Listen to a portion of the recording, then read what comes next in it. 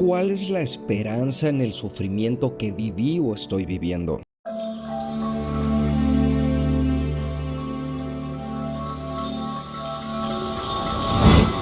Dentro de cada uno de nosotros habita una sombra, una parte oculta y reprimida. Para muchos esa sombra representa todo lo que hemos aprendido a esconder. Nuestros miedos, deseos e incluso nuestras propias fortalezas no exploradas. Carl Jung definió la sombra como el aspecto inconsciente que el ego rechaza o desconoce. Y aunque muchos prefieren ignorarla, la sombra sigue ahí, esperando a ser descubierta. Pero la sombra es más que una parte de nosotros que tememos, porque sí hay partes de nosotros que nos dan miedo. También tiene un lenguaje propio, y este lenguaje es un lenguaje simbólico. Y a menudo esta sombra se manifiesta a través de símbolos que emergen en nuestra vida cotidiana, en nuestros sueños y en nuestros pensamientos más profundos y oscuros. Te voy a contar la historia de Maya. Maya, durante su embarazo, ella decía que se sentía como entumecida, como fuera de sí, casi desconectada. Cuando su hijo nació de forma prematura, Maya sintió una culpa abrumadora, pensando que esto de que su hijo naciera antes era como un castigo por su aparente indiferencia. Y esta culpa, esta sombra se proyectaba en la relación con su hijo. Una sombra que traía consigo sentimientos de rechazo y de distancia. Un día Maya no llegó con el psicoterapeuta diciendo que estaba desconectada o escondiendo su sombra. Maya se encontraba rasguñando su piel, intentando, a su manera, liberarse de algo que no podía comprender. Su hijo le decía: mamá, no te rasques, solo sóbate, en un intento infantil de consolar una herida mucho más profunda. Maya cargaba una tristeza profunda que venía de un recuerdo doloroso, un ataque que había sufrido en su adolescencia. Digo ataque para que no me bajen el video, y este ataque la llevó a un embarazo interrumpido. Pero esto no era lo peor. Lo peor para ella era la carga de la culpa que su familia le había impuesto por algo que estaba fuera de su control. Hoy en día muchas mujeres, hombres, niños y niñas que sufren de violencia e injusticias se les ataca por no defenderse, por no decirlo a tiempo, sin existir una familia o sociedad consciente de que nosotros mismos como familia y como sociedad les hemos impedido acercarse con confianza. Hemos fallado en ser sostén y estructura para los más vulnerables. No son tontas, no son tontos por no defenderse. Los tontos somos nosotros por no generar un ambiente donde el que deba sentirse destruido es el agresor y no el agredido. Y tristemente vivimos en un mundo donde el agresor se disfraza de agredido, donde el que daña, el que maldice y el que fragmenta y rompe se presenta con el traje o con el disfraz de la víctima. Esa sombra, el recuerdo del bebé perdido, en el caso de Maya, se manifestaba como un rechazo hacia su hijo actual, un símbolo de lo no resuelto. Al fin de su sesión de terapia y al salir del pasillo, Maya abraza a su hijo Frankie con una intensidad nueva. Pero ahí hay algo raro. Cuando el terapeuta regresó al cuarto, vio algo inquietante. Una gran araña había aparecido en medio de los juguetes. La araña en muchas culturas y mitologías representa tanto la oscuridad como la sabiduría, una figura ambivalente y compleja. La araña puede simbolizar el peligro, pero también la protección y la sabiduría de lo materno. Como decía Carl Jung, la araña puede ser vista como el complejo materno negativo, una figura amenazante y que crea una red que atrapa y que no deja moverse para terminar destruyendo. Pero también es la figura de la sabia anciana, la figura arquetípica de la madre que guía y protege. En la historia de Maya y en la tuya y en la mía, esta araña encarna esa dualidad, una lucha entre el amor y el rechazo, entre el deseo de sanar y el impulso de destruir.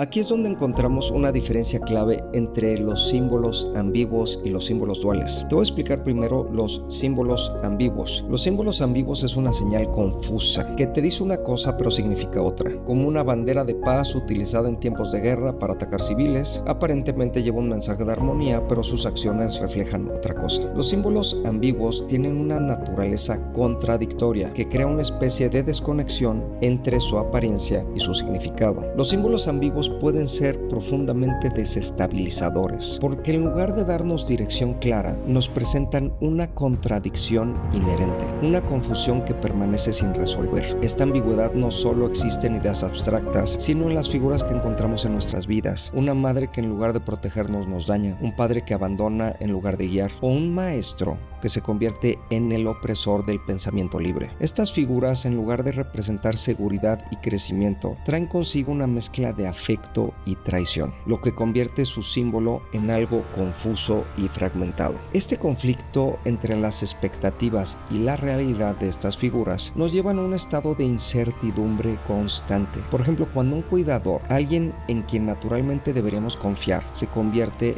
en una fuente de daño, en esos momentos nuestra psique sufre una ruptura. Ese cuidador que debió protegernos y fortalecernos, en cambio genera un patrón de dolor y desconfianza que es difícil de procesar. Este patrón, lejos de ser liberador, se convierte en una carga que no puede digerirse ni transformarse, porque al ser ambigua, esa figura es simultáneamente un pilar, pero al mismo tiempo es una amenaza. Lo ambiguo, como una madre que daña o un padre que abandona, deja al individuo una herida abierta que no permite ni la reconciliación ni el crecimiento. Esta ambigüedad funciona como una herida constante que no sana, como la piel de malla, porque la psique intenta asimilar algo que en su naturaleza es contradictorio. Un padre que abandona, una madre que daña, un amante que castiga, o alguien que debería ser quien te da paz y confianza y termina desestabilizándote. En sí mismo es una contradicción que la psique no asimila, y esto acaba expresándose en el cuerpo en muchas ocasiones. Asimismo, cuando estas figuras simbólicas, madres, padres, líderes espirituales, no buscan nutrir y liberar el potencial de quienes confían en ellos, sino que buscan moldearlos a su imagen y semejanza, se produce una forma de esclavitud emocional y psicológica. Un maestro que no expande, sino coloniza. Un pastor que busca seguidores complacientes y que le aplaudan, en lugar de individuos libres y transformados. Están atrapando a las personas en una red de control. Estas figuras ambiguas no ayudan a crecer, sino que buscan multiplicarse a través del sometimiento de los demás. Esto lo hacen acumulando autoridad y seguidores como un reflejo de su poder, sin importarles el bienestar de quienes lo siguen. Pastores que no buscan expandir el reino, sino crecer a sus donantes, y maestros que buscan crecer su control y no liberar mentes. Estas estructuras, estas figuras ambiguas, están diseñadas no para crear o sanar, sino para acumular y perpetuar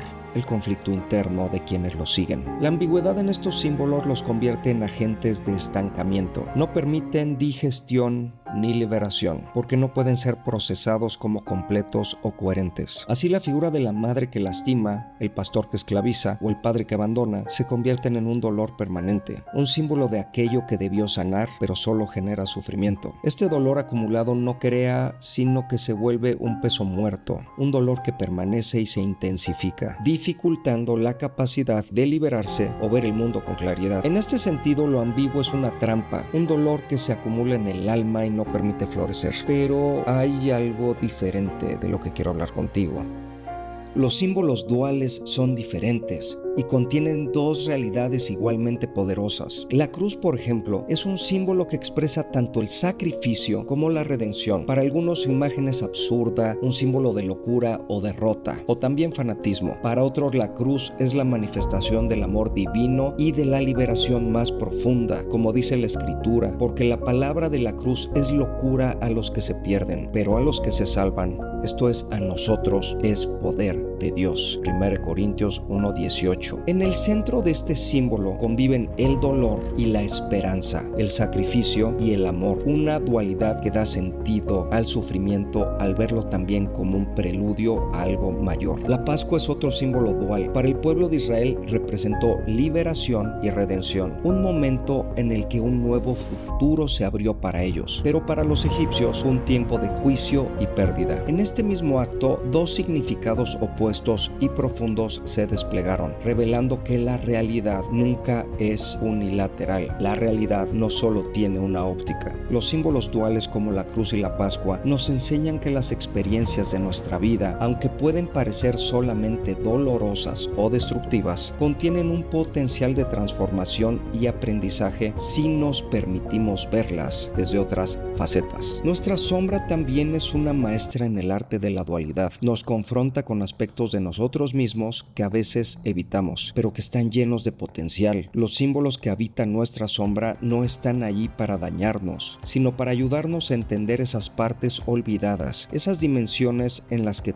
todavía podemos crecer. Nos retan a mirar más allá de la superficie, a ver no solo lo que es oscuro en nosotros, sino también la posibilidad de llevar eso a la luz, la posibilidad de redención. Así la madre, que alguna vez fue ambigua e incluso hiriente, puede ser vista como una figura que nos enseñó resiliencia, que nos preparó para enfrentar nuestras sombras y encontrar nuestras fuerzas. El maestro que se quiso imponer y que a fuerza quería meternos sus ideas, aunque causó frustración, también nos dejó la semilla de la búsqueda de nuestra propia verdad y a seguir nuestro llamado, recordándonos la importancia de pensar por nosotros mismos. Incluso la figura del pastor que buscaba seguidores en lugar de almas transformadas nos enseña sobre la libertad espiritual, sobre la autenticidad en nuestra relación con lo sagrado, en no buscar un lugar o un líder, en buscar lo que viene de lo alto. Los símbolos duales de la sombra nos muestran que cada experiencia, aunque sea difícil, lleva dentro un mensaje dual, un potencial de crecimiento